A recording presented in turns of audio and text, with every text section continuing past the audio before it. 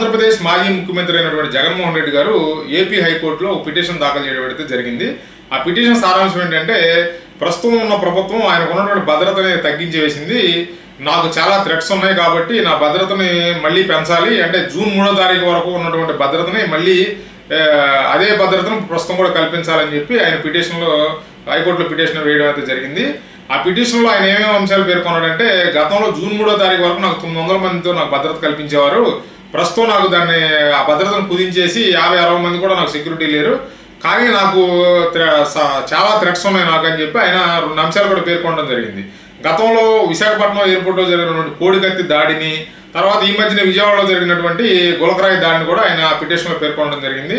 కాబట్టి ఈ ప్రధానంగా ఈ 2 థ్రెట్స్ని చూపిస్తూ ఆయన నాకు భద్రతను పెంచండి అని చెప్పి పెంచేలాగా ఆదేశాలు ఇవ్వమని చెప్పి హైకోర్టుని అభ్యర్థించడం జరిగింది. దీనిపై హైకోర్టు ఏం నిర్ణయం వెలువరుస్తుంది అనేది మనం వేచి చూడాలి. ప్రభుత్వ వర్గాల నుంచి అయితే మాత్రం క్లియర్ కట్గా తెలియపరచడం జరుగుతుంది.